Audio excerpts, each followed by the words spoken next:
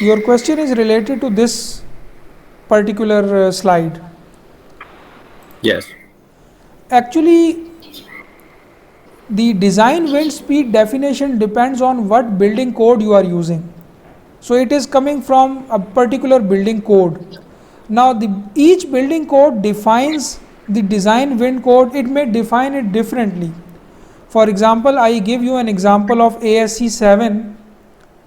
ASCE 7 says that it should be a 3-second gust speed and it should be recorded at a 10-meter height, and then it should have a mean recurrence interval that depends on the building, that depends on the risk category of the building, depends on risk category.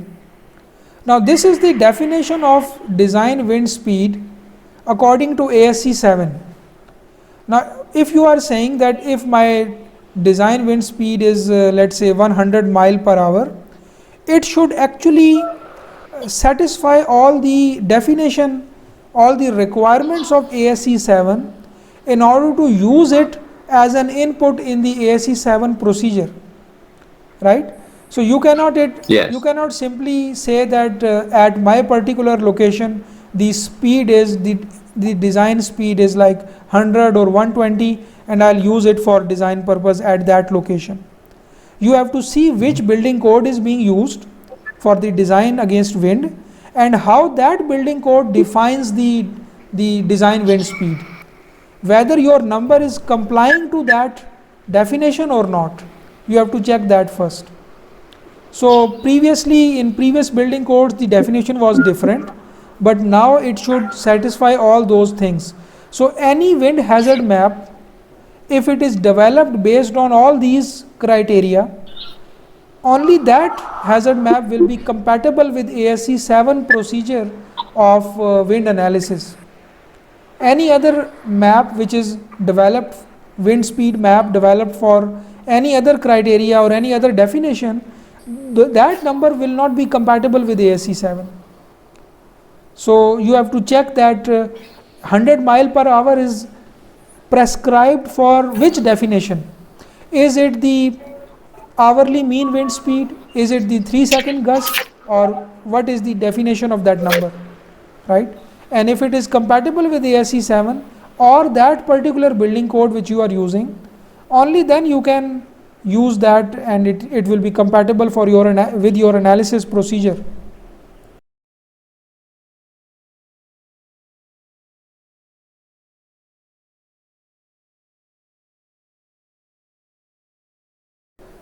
Your question is that in what cases we should go for the wind tunnel procedure.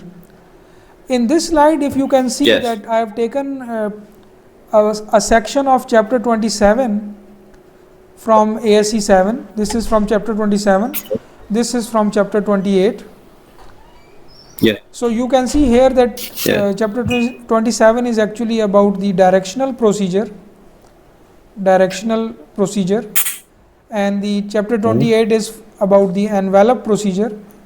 Both are equivalent static wind analysis procedures. Now you can see here that there are several conditions which your structure should comply actually, if and even that, and only then your that particular method will be applicable. So for example, condition 1 is that your building should be regular shaped building, and condition B is, or second condition is, that the building should not have the response characteristic that make it subject to across wind loading, vortex shedding or instability caused by galloping or flutter. Nor does it have a site condition location for which channeling effects or buffeting effects in the wake of upwind obstructions warrant special consideration. So if any of these conditions is you can say violated, you will not be applying the equivalent static wind procedure and you will be going to the wind tunnel procedure, which is prescribed in chapter 31. So number 1, if your building is not regular, you go for wind tunnel test.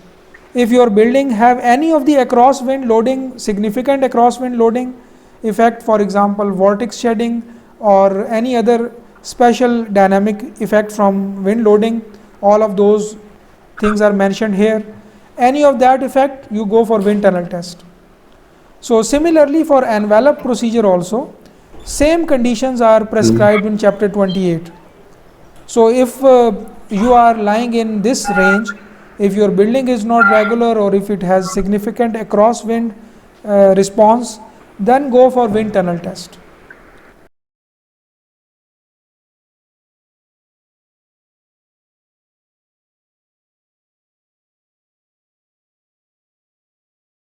Perform that comparison actually and see Yeah. which load case is going to produce the highest response. For example, here if I plot the story shear which is caused by seismic loadings and I plot the story shear caused by the wind loading, if it is higher, if wind is higher, which means it will govern the design. If seismic is higher, it will govern the design. But there are some specific issues in this comparison also, because for example in seismic design philosophy we allow our structure to go into nonlinear range safely, but for wind case we want to design it to remain intact, to remain completely elastic, for example. So the design philosophies against both kind of loadings is different. So this should be considered while making that comparison. Generally what designers do is that they plot story shear against wind forces and against seismic forces, and just by their comparison they decide that, for example, wind loadings will be considered and seismic will be completely ignored, or seismic will be considered and wind will be completely ignored. I think this should not be the case. Even for wind, primarily, even for buildings designed primarily for wind, seismic effects should be considered, seismic detailing should be considered. Similarly, for those cases which are designed on seismic loading, we should check whether the structure will remain completely intact under the service level wind forces or not.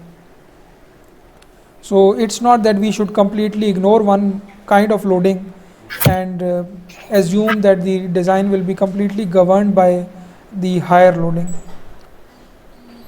This is due to the fact that the design philosophy is used against both of those loadings is different.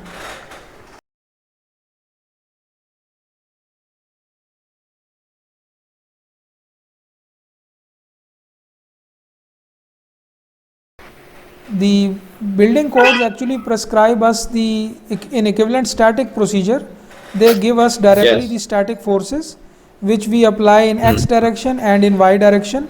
Actually, Yes. ASCE 7 give us 4 different cases how we can apply these x and y direction forces, and those cases can be seen in ASCE 41, ASCE 7.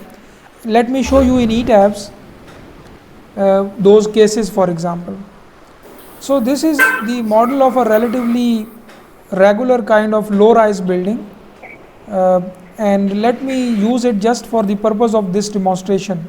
Although obviously the wind tunnel test will be performed for high-rise buildings and irregular buildings, but if I use this building as demonstration, I can show you first that how the program applies according to ASCE 7-16 the wind loading in different directions. So if I go to define and then load patterns, and in that load pattern if I just type some name, maybe wind equivalent static force, equivalent static, and if I type its select its type as the wind here, and in the codes if I select the ASCE 7-16, if I add new load and if I modify now, all the other parameters obviously you will be providing according to your site data, but I just wanted to show you here that how the program is using these 4 cases which are prescribed in ASCE 7-16. There are 4 particular cases how you should apply these equivalent static wind forces.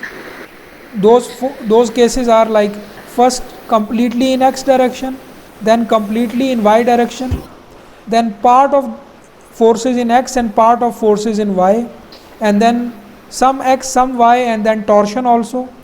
So all those cases are covered in this table here. If you can see, the program will create 12 different sets of forces which it will be applying. For example, the very first row in this yellow table, if you can see, is that angle 0 means x direction, and ASCE case number 1, and eccentricity in x and y means 0, and they are 0 0, which means no moment will be applied, no torsional moment will be applied. So case 1 means all the equivalent static forces are applied in x direction. Case 2 means, actually set 2 means the angle is 90 and eccentricities in both directions E1 and E2 are again 0. So which means all the forces are applied in y direction. Then set number 3 means that there is some eccentricity in x direction E1, and then 4 means the same eccentricity in the negative side. So basically in all those 12 sets, the program is using those equivalent static forces calculated by the code expression to apply in different directions, right? So you can see that figure in ASCE 7-16. Let me show you that figure, which explains how we should actually apply the equivalent static wind forces once we calculate it using the code expression. So there are 4 cases, and the program actually expand those into 12 set of applied loadings. So let me open ASCE 7-16 and show you those 4 cases. Here is the directional procedure expression for determining the equivalent static wind forces. The chapter 27 talks about the directional procedure.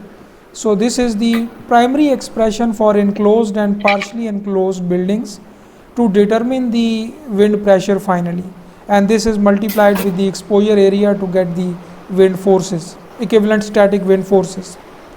Now I skip all that detail, that how we calculate that, because that will be covered in a separate session maybe.